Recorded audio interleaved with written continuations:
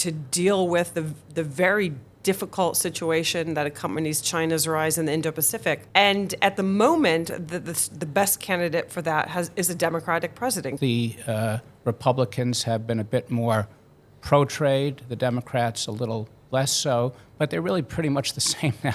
Neither party is pursuing a free trade agreement. The desire amongst U.S. policymakers, both Republican and Democratic, to have a stronger strategic relationship with India. That historically there was a sense that the Republicans were looking to the U.S.-India relationship more. It was George Bush that really brought that U.S.-India strategic partnership. There was a sense, perhaps, that the Democrats were more focused on internal things within India. My regret is that the Biden administration has come in and has continued that policy of not wanting to join the CPTPP and has really put trade off on the side. Washington is looking to New Delhi as a critical partner, and Washington is very eager to see India take a bigger role on the global stage.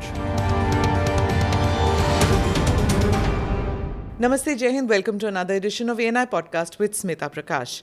This episode has been filmed at the Raisina Dialogue, held in New Delhi in March 2023.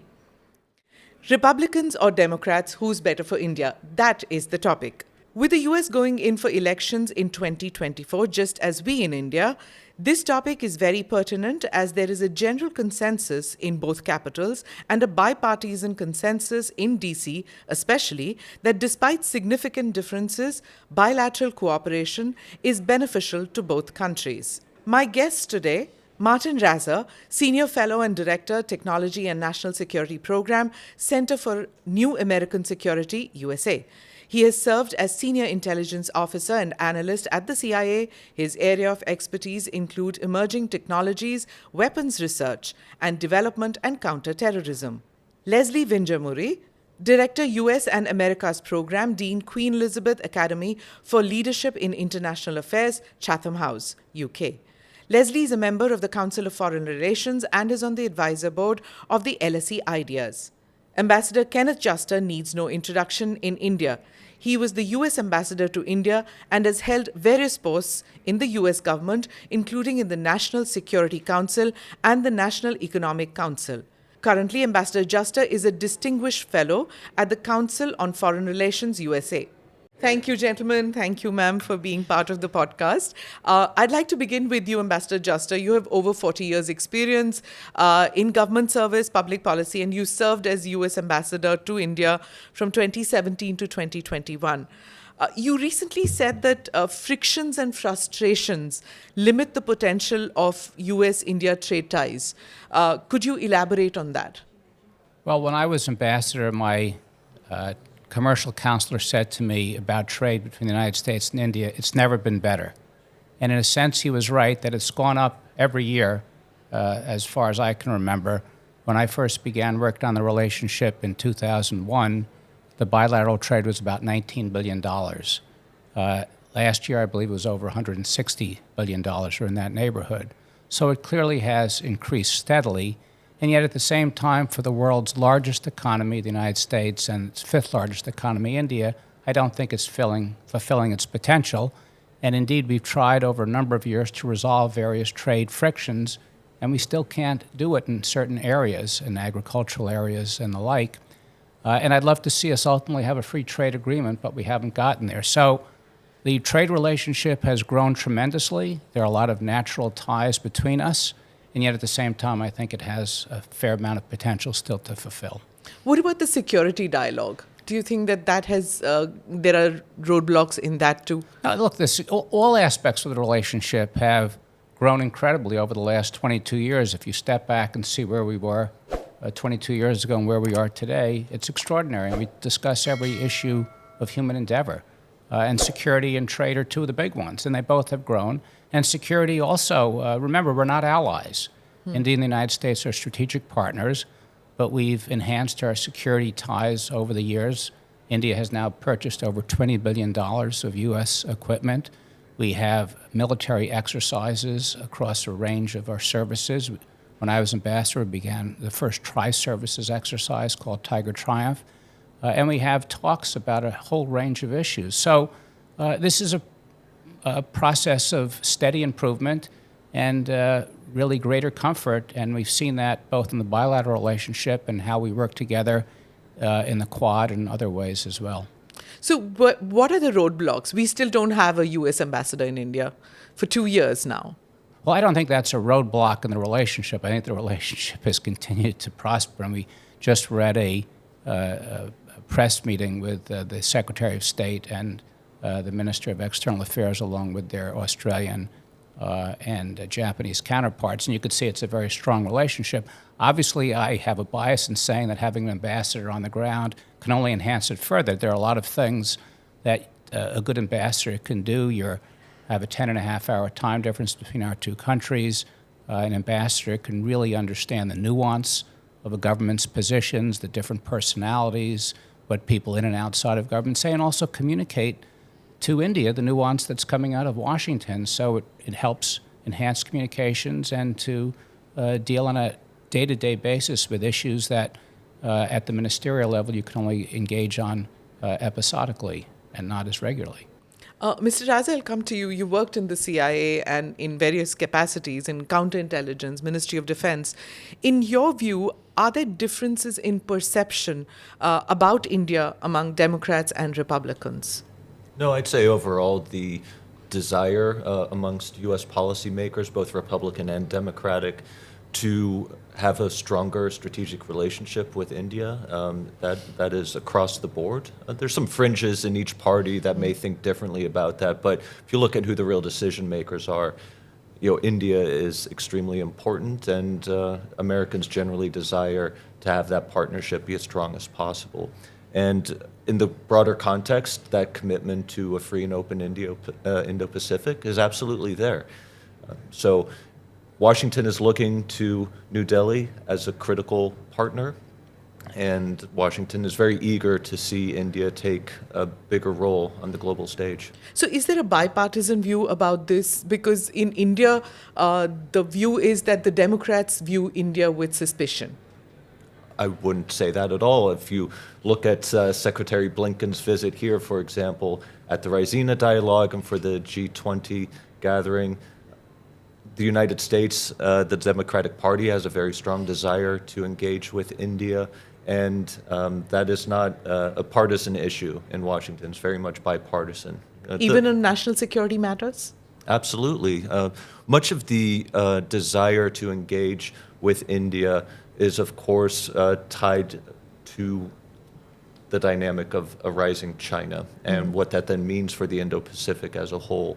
And the attitude and approach toward China, there's strong bipartisan consensus on what that should look like. So regardless of who the president is, regardless of who controls the House or Senate, you should expect a broad continuation of U.S.-India policy. So we've already mentioned China, right? 10 minutes into the show and China is in the room. So Ms. Vinjamuri, as a US policy expert who's based in UK, I think you are, right? I am at Chatham House. At Chatham House. So how do you see India-US relations? You see it when you see it from the outside. Do you see there's an improvement? Do you see there's bipartisan, as Martin said? Or is it something that, it's in fits and starts? I actually say to my Chatham House colleagues a lot, to my students, I teach it so as that, from my point of view, this is the most interesting relationship to watch. And India's obviously one of the most important countries to watch. In the UK, the UK, as we know, has a very long history with India, and some of that is patchy, and some that's very there are multiple views around that history, but it has clearly created very deep ties and very deep understanding and a strong relationship. So I think for the UK, watching the US-India relationship grow has been largely positive. I suspect that at times there's a bit of a concern that perhaps the UK could be on the outside of that. But overall, and it certainly comes back to the question of security and stability, and a concern, of course, for the rise of China, what that means for the region has gone hand in glove with increased significance that's paid to India. And I think that's why we see more bipartisanship. I mean, I think you're right that historically there was a sense that the Republicans Yeah. were looking to the U.S.-India relationship more. It was George Bush that really brought that U.S.-India strategic partnership to the fore, that secured that deal. And there was a sense, perhaps, that the Democrats were more focused on internal things within India. That, I think, has changed, and I think that's certainly that is not where the Biden administration is. That focus on having a very strong relationship with India as a leading partner, strategically placed, as a democracy, as a very populous country, the largest country. I don't know if we've crossed that point, but we're all told we will cross that point sometime in the very near future. And so there's no getting around it. But I think there is something very special, very unique about two very large, very diverse, very complex democracies that are strategic security partners and a global level. But obviously, in the region, India is just extremely important for the U.S. So there's also this view that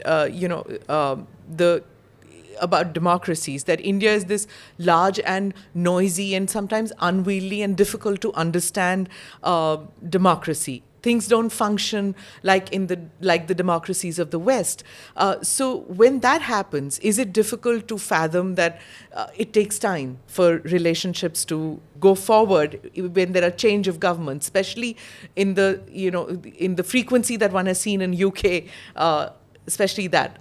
Yeah, I mean, if you look at all three of these democracies, the UK, the US, India, it would be very hard for any one of them to be too critical of turbulence in the other, because certainly in the US during the years that Donald Trump was president, there was a tremendous amount of turbulence, but let's be honest, there's been a lot of turbulence across the history of the United States across multiple dimensions. The UK has, been exceptional on this dimension in the last quarter of the last calendar year. And certainly, India is a complex and I used to say noisy and sometimes difficult to figure out how things work. But I think there's a sense in which that's familiar to a lot of people in the U.S. I don't think that's, there's a lack of harmony. Of course, America's very diverse, but if the other thing I would add here is that there are, as we know, a lot of Indians in America. Some of them are Indians, some of them are Americans. They're doing extremely well. If you look at median household income in the United States broken down by ethnic group, Indian Americans are at the very, very top of the league. So they're prosperous, they're successful, they're hardworking, and they're linked in, right? They are now Americans and integrated. So that cultural affinity and understanding is one that continues to grow, and we may well soon have an Indian American woman vying for the US candidacy and in the Republican Party. So I'm going to come to that, Ambassador Juster. You've interacted with the Indian community, Indian American community when you were ambassador. What role can the diaspora play to ensure that there is a bipartisan support towards India, whether Republican administration or Democrat administration? Well, let me first step back and comment briefly on the bipartisan nature of the relationship. As has been said, there's a lot of polarity in the United States on a range of issues, but one issue where there's great consensus is on the U.S.-India relationship. And there's several reasons for this. First, there's been a core of people on both sides of the aisle that have worked on this relationship for the last 20 years, and we talk to each other, regardless of party, and we share our thoughts and ideas, and we solicit ideas from each other. So in that sense, there's been a certain glue. There have been perceptions that you mentioned as to why one party may be a little different than the other, and I can mention a few of the nuances that may be slightly different, but I don't think they affect the overall stability of the relationship. On trade, often in the past, the Republicans have been a bit more pro-trade, the Democrats a little less so, but they're really pretty much the same now. Neither party is pursuing a free trade agreement. On energy, the Republicans have been more willing to share oil and gas and coal in addition to renewables. That's been a little more focused on renewables on the Republican side. On human rights, the Republicans have chosen to discuss these issues more quietly. Sometimes some members of Congress from the Democratic side have been a little more vocal about these issues. And even on Pakistan, you saw in the last administration a more vocal, break with Pakistan that I think was appreciated in India that you don't see as visibly in this one. But those are nuances, and the bottom line is that the consensus is very strong in favor of this relationship overall. I also wanted to go into the Ukrainian conflict just before, because that's put President Biden in a tough spot because to accept India's stand, I guess, from the national security perspective, the pressure on President Biden would be tremendous to pressurize India to take a stand one way or the other. Well, again, you have to remember, as I mentioned earlier, India and the United States are strategic partners. We don't agree on every single issue. And while the United States would have liked to see India take a more vocal position on the crisis in Ukraine, we also understand the history and the intertwined relationship that India has had with the Soviet Union and later Russia over time. Its tremendous dependence on Russian spare parts because it has a majority of its military equipment from Russia, and it's facing China on its northern border with Russian equipment, and it needs its assistance there. And its desire not to see Russia pushed any closer to China than it has to be, and to keep open a wedge that it can have in its relationship with Russia. So that's an issue where we understand our disagreements, but we can talk about them openly, and it doesn't prevent us from cooperating across a range of other areas. And as Ms. Vinjamuri said about the Indian diaspora, you've interacted with them. Yeah. What role could I think they played a tremendously important role. It's often been said that nations don't have friends, they just have interests. But I think in the U.S.-India relationship, we have friends too, because there are over 4 million Indian Americans in the United States. There are close to 1 million Americans that live in India. These are often children that are born of Indian couples in the United States, they're U.S. citizens, and they bring a tremendous glue. It's almost the secret sauce of the relationship, and I think they play a very positive role overall, and I think that's one of the distinguishing features, perhaps, in the U.S.-India bilateral relationship from what you see in other countries. Now, again, the interests of the countries coincide with that, and that plays an important role, but there's a good feeling, there's a level of trust, and it's grown over the years as the size of the diaspora community has grown, and the role that the diaspora community plays in the United States is tremendous in terms of leadership in the technology industry, in terms of people in politics. You mentioned Nikki Haley, Kamala Harris. It's quite astounding, and even doctors and lawyers and leaders of their communities. So it's a very important and positive part of the relationship. I'll come to you, Mr. Rasser. Ambassador Juster mentioned Nikki Haley.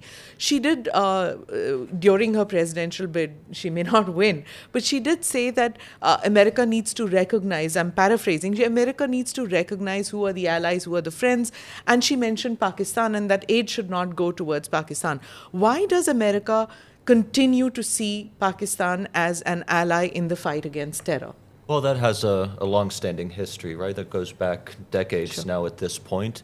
But I think Ms. Haley's comments do reflect a change in thinking about how American political leaders are thinking about international relations more broadly. Now, I don't know the specific context of the remarks that she made, so I wouldn't want to comment much further on that. But overall, I do see it as reflective of how America's leaders are looking at the world in different ways, and why I think also this strong bipartisan desire for a stronger partnership with India is there, right? It's a different way of looking at the world, probably different than what people here in India still think about how Americans look at the world. It's a different time now, and so the shifting is... Sorry to interrupt. If it's the political, yes. What about the intelligence sector, the national security, the media, the think tanks? What about them? Do they still see Pakistan? Do they still hyphenate India with Pakistan, do you think? No, I think that's starting to shift. And again, the U.S. government isn't a monolith, right? So there's going to be a range of opinions on this, and certain departments and agencies might have different perspectives. But I'd say, broadly speaking, U.S. leaders are looking at India differently. So it's not always coupled to Pakistan. It's people recognize that India is a very important dynamic actor and a country that is poised for global leadership. It's not a regional matter anymore. People are looking to New Delhi to step up on the global stage as a rising economy, the most populous nation on the planet, and a country that's frankly poised for a completely different role in the world than it has played in the past. Ms. Vinjamuri, I'll move to you. For 50 years since India's independence, there were 3 presidential visits. We had Eisenhower, Nixon, and Jimmy Carter. And then 23 years, there are 5 presidential visits. President Biden hasn't found the time as yet, but I guess COVID during his tenure. And so who do you think is a better president for India, in your view? A Republican or a Democrat? I think that the better president is going to be a president who is very clearly focused on taking forward America's global role, working consistently, methodically, seriously, diligently on a daily basis with the most important countries in the world to manage free exchange. It's not entirely free anymore. There's a lot of complications around open trade, but certainly to ensure stability, predictability on the global economy side, to deal with the very difficult situation that accompanies China's rise in the Indo-Pacific. And at the moment, the best candidate for that is a Democratic president, because the Republican Party is in disarray internally. It hasn't really managed to yet identify an unofficial leader, and we're now going to look to see who their official candidate will be, who really has their eye on the ball of foreign relations. So that's the number one criteria from my point of view. It's sort of less important whether they're a Republican or a Democrat. It's more whether they are really clearly focused on America's global role. And I think we've seen some problems in the past. In terms of the visits, I mean, President Biden hasn't yet turned up to India, but his Secretary of State just spoke here at the Raisina Dialogue. There are many Americans who have been in and out of India and will continue to be. That's a very clear signal that this administration places extreme importance on the U.S.-India relationship. I anticipate there will, I'm sure, it's not something I would be privileged to know, be a visit by the president. But as we look ahead, I think the question is less whether there will be, if there were to be a Republican president in the next round, it's less whether that president would continue to value and invest in the India relationship, because I think they would. It's more whether they can, whether the Republican Party will come together, will coalesce, and will have the governance capacity to look beyond America's borders in a really consistent and clear and serious way. And right now, that's what I would be worried about if I were in India. Who is the best leader going to be? Which party is set up to govern? Mm-hmm. Ambassador Juster? Yeah, I have a slight modification. First of all, I think there have been a number of presidential visits, starting really with Bill Clinton's at the end of his term. Then George W. Bush came, Barack Obama came twice, Donald Trump came, and President Biden is scheduled to come for the G20 summit in September. They've all been significant visits. They've all continued to elevate the relationship and focused attention on it. They've all led to what's called action-forcing events of additional accomplishments getting done. And I do think that while there may be an uncertainty now who's going to be the Republican nominee, there is a strong consensus within the Republican Party about the importance of this relationship. You see it on the Hill, you see it in members of the Senate Foreign Relations Committee, and part of it is that this region, the Indo-Pacific, has really become the center of gravity of international affairs and dealing with a range of changes, including the rise of China, and that builds the consensus about the importance of Japan, of Australia, of India, of the Quad, of what happens in this region, of America's commitment to it. And I think we've seen that on both sides of the aisle, and I think that will continue. There's always uncertainty as to what the future holds and who might be the nominee for either party, but I think there's a pretty strong consensus across both that while some areas may be more contentious than others, this is one where people generally think there's a lot at stake and a lot to be gained by a strong U.S.-India relationship. You want to interject? Yeah, no, I mean, I don't disagree with that, but I would come back to my view would be what happens in the U.S.-India relationship is connected first to, the ability to govern consistently and clearly. But it's also connected to what the U.S. does outside of India, but within the region. So the leader, as such as he or she is, needs to have a clear and consistent approach to China, to ASEAN, to North Korea, South Korea. I mean, this has got to be one of probably the most complex and highly consequential regions in the world. I think that's stating the obvious.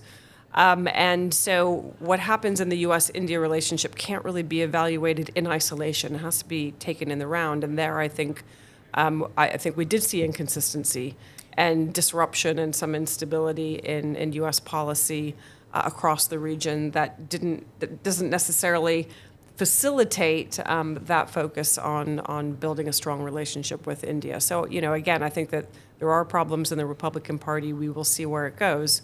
But those will inevitably have an impact on the ability to have a very strong and effective foreign policy. If I could, again, just slightly disagree, I think people have to distinguish between some of the surface remarks and what actually is happening on the ground. And I recognize that the last administration had some tumultuous elements to it, but it was the last administration that came out and clearly helped establish the concept of the Indo-Pacific, something that was originally put forward by former Prime Minister Abe of Japan, but really endorsed strongly by the United States.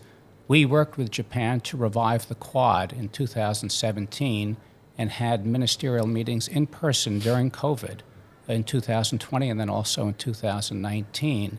And we launched many of the things that this current administration, the Biden administration, has elevated and moved forward on. So I think that you have to separate what may be some of the surface tumult with actually the substance of what is driving the policy.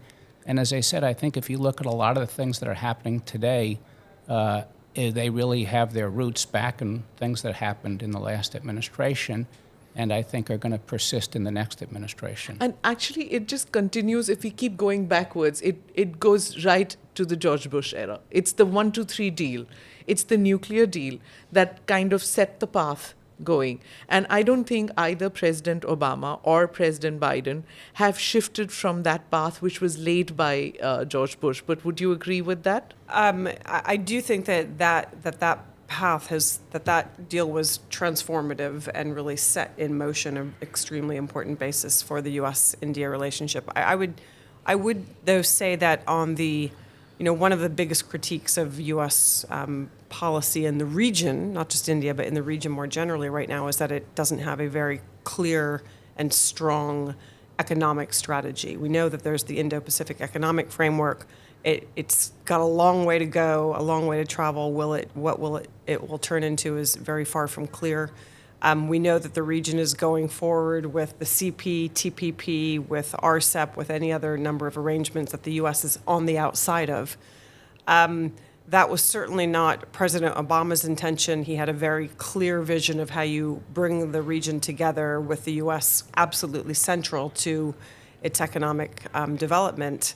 And that was reversed. There are obviously, and the reasons for that do go much further back, but nonetheless, that was reversed and not taken forward by the last administration. And now all successive administrations find themselves in a very difficult position. But I do think that there could be a difference, and this is where, politics matter. On the comment about headlines, it's true, the last administration, and obviously the ambassador was part of that very positive sort of moving things forward in a productive way.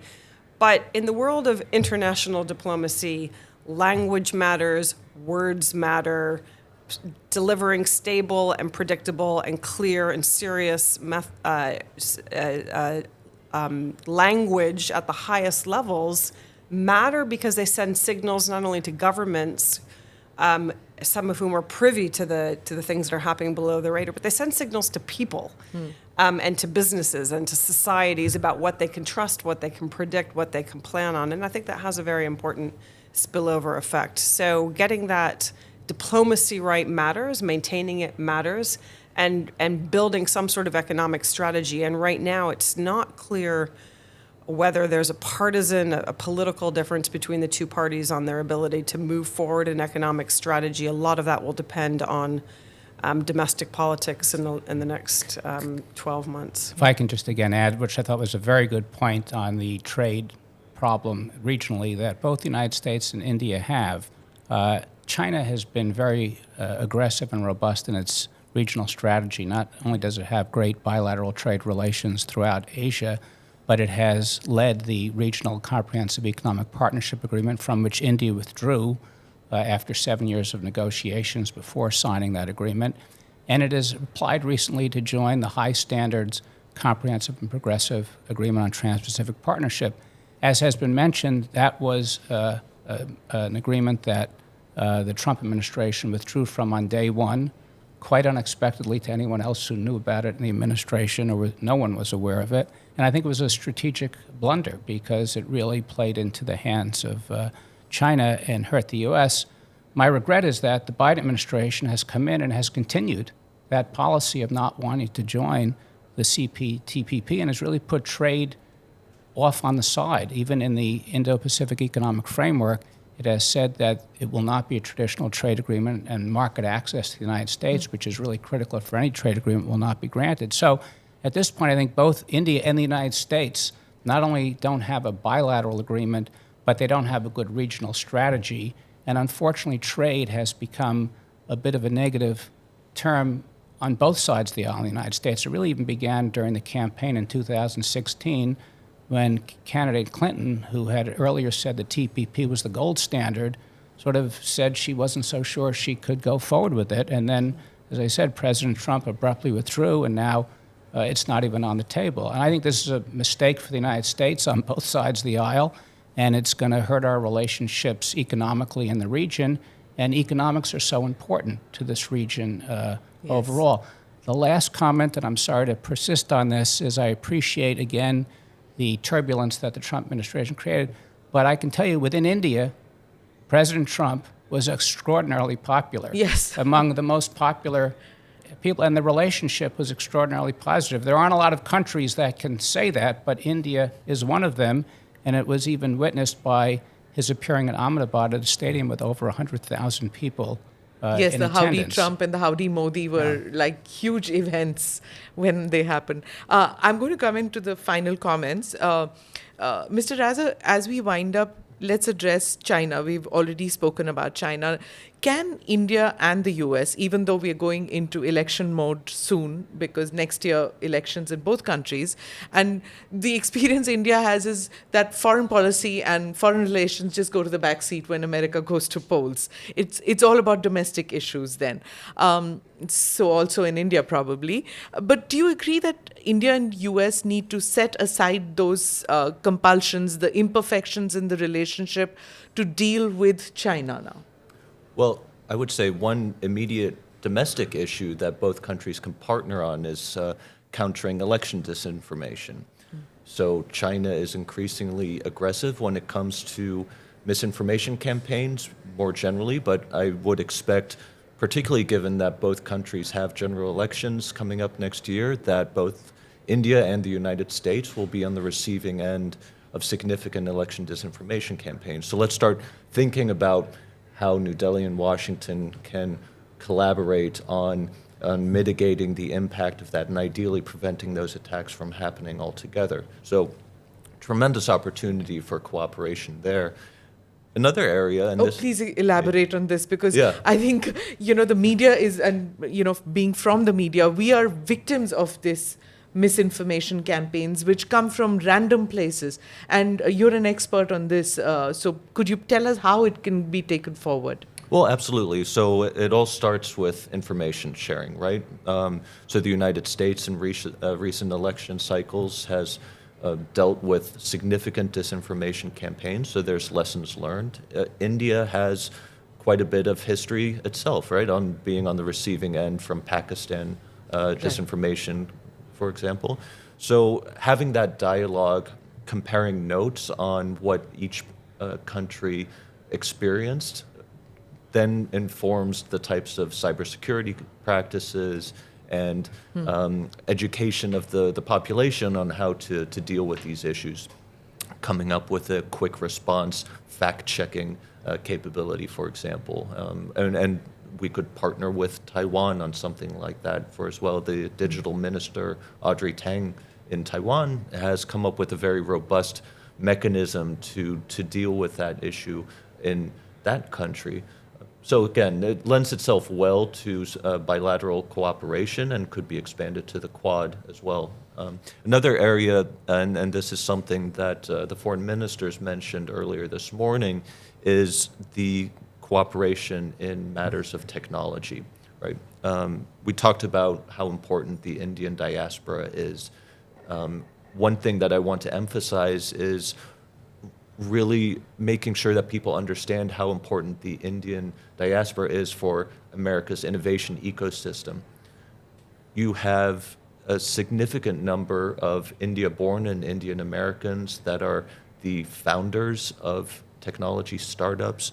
You have a significant number of Indian Americans who are prominent business leaders in the tech industry for very large corporations. And of course, a tremendous cadre of scientists and engineers that are working in companies large and small. Through the Quad and through the U.S.-India bilateral relationship, this is an area where we can focus on the type of economic cooperation that, to the ambassador's point, is kind of lacking right now. And so using that as part of an election platform, looking to the United States and the United States looking to India on how that type of collaboration can create jobs, boost our economies, make it more competitive. And then that China dynamic, that of course plays a part of that. So then we can start talking about, well, what are some investment restrictions that we should consider? What are some export controls where we could align our resources? These are the types of discussions that I think would still work very well within an election season that, if by and large, will be domestically focused, but those international elements directly feed into the concerns of voters in both countries. I'll move to the political. You were mentioning Nikki Haley, and there's Vivek Ramaswamy also. With more and more Indians or Indian Americans part of the political system, do you think, Ms. Vinjamuri, that India will play a larger role in politics in the U.S.?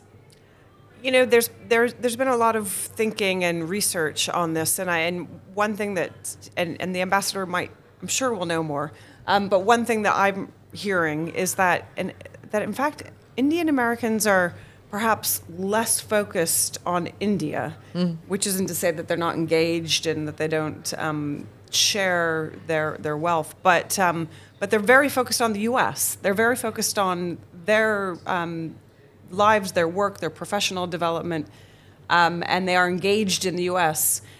I don't think that means that they don't help, that it doesn't help the relationship, but I'm not so sure that it's a direct transfer of, focused on what's happening in politics in India or in the U.S.-India relationship. I think it's more about culture and culture affinity and just getting into the psyche and the everyday experience of non-Indian Americans. I myself am half Indian, so this is deeply familiar to me. But to those who aren't, just having people who are prominent across all sectors of society and the economy, and certainly in the public sphere in politics, matters a lot for how Americans to sort of feel comfortable with and understand and trust India.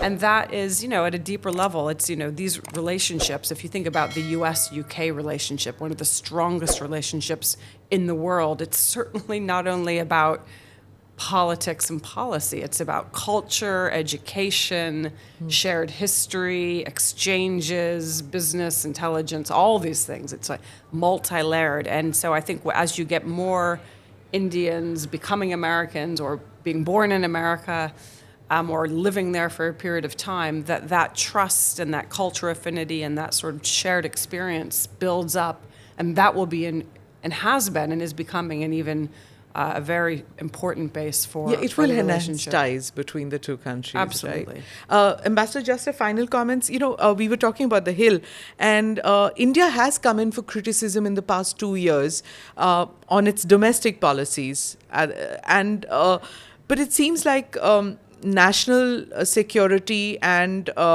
economic interests have kind of overshadowed that criticism. Would you agree with that view?